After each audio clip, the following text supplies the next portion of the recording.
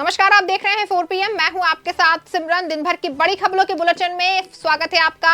आज बात होगी राजद नेता तेजस्वी यादव ने की बिहार सरकार की आलोचना। आदित्य ठाकरे ने सपा पर किया पलटवार। शरद पवार ने कहा कि चुनाव के तरीकों में बदलाव की जरूरत। मस्जिदों के सर्वे पर वाड्रा ने जताई नाराजगी। इससे समाज में बढ़ेगा तनाव। शंभू बॉर्डर पर किसानों का दिल्ली कूच स्थगित। इन सभी खबरों पर आज हम चर्चा करने वाले हैं, लेकिन उससे पहले एक नजर आज की मुख्य सुर्खियों पर। एमवीए से बाहर निकली सपा। आदित्य ठाकरे ने किया पलटवार, कहा महाराष्ट्र में बीजेपी की बी टीम बनकर किया काम। शंभू बॉर्डर पर किसानों का दिल्ली कूच स्थगित। किसान नेता सरवन सिंह पंढेर का बड़ा बयान, कहा बैठक कर लेंगे फैसला। विपक्ष के निशाने पर ईवीएम। शरद पवार का बड़ा बयान, कहा कई देशों ने इसे त्यागा, चुनाव के तरीकों में बदलाव की जरूरत। मस्जिदों के सर्वे पर रॉबर्ट वाड्रा ने जताई नाराजगी, कहा इससे समाज में बढ़ेगा तनाव। जम्मू कश्मीर के रोहिंग्याओं को मिलता रहेगा पानी। जल मंत्री जावेद अहमद राणा ने केंद्र पर छोड़ा फैसला। राजद नेता तेजस्वी यादव ने बिहार सरकार की आलोचना की और कहा कि छात्रों के भविष्य को खतरे में डाला जा रहा है।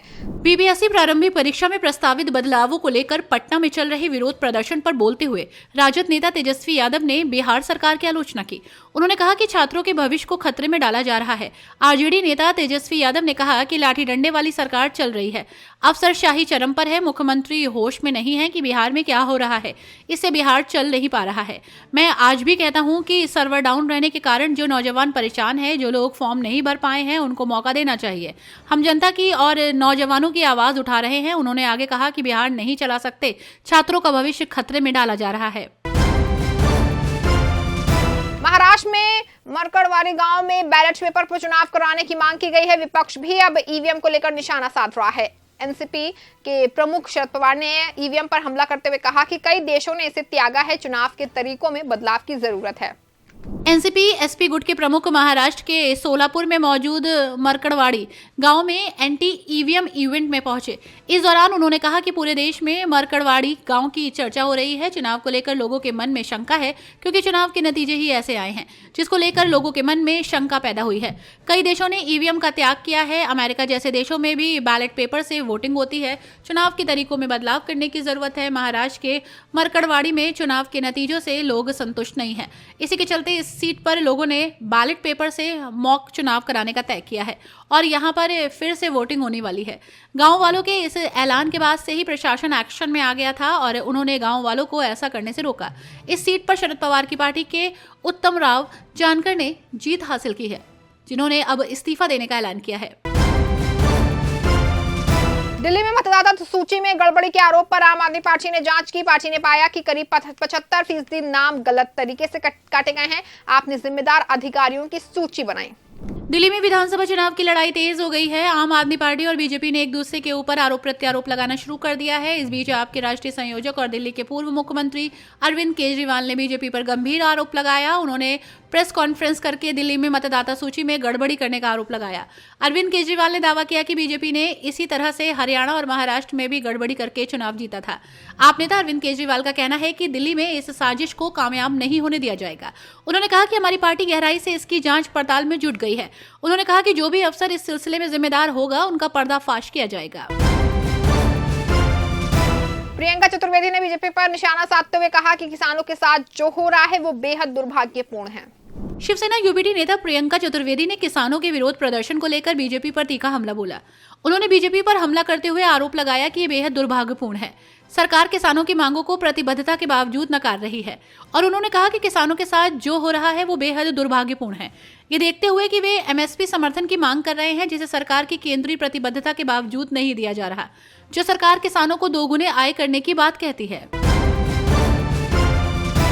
शंभू बॉर्डर पर किसानों के प्रदर्शन पर मनोज कुमार झा ने कहा कि क्या लोग अपनी मांगों को लेकर दिल्ली नहीं आ सकते। न्यूनतम समर्थन मूल्य समेत तमाम मुद्दों को लेकर किसान संगठन शंभू बॉर्डर से दिल्ली की ओर कूच करने की कोशिश में है। इस बीच राजद नेता मनोज कुमार झा ने कहा कि अगर इस देश के संविधान को देखिए और हमारा बीता हुआ इतिहास देखिए, क्या लोग अपनी मांगों के लिए दिल्ली नहीं आ सकते हैं।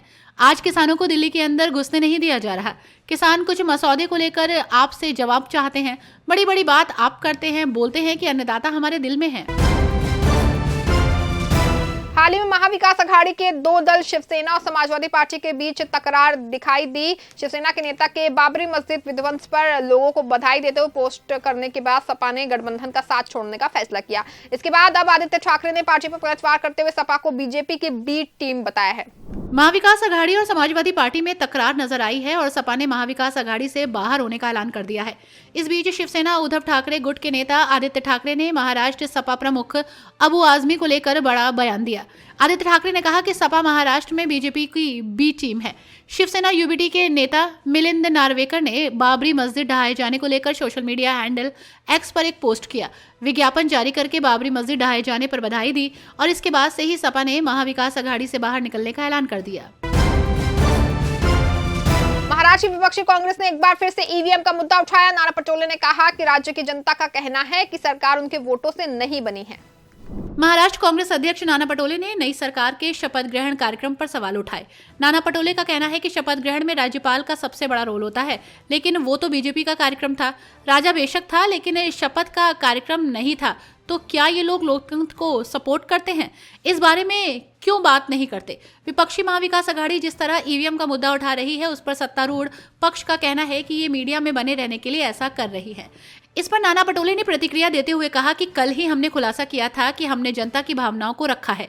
महाराष्ट्र की जनता की भावना है और उन्हें लगता है कि ये जो सरकार बनी है ये उनके वोटों से नहीं बनी है।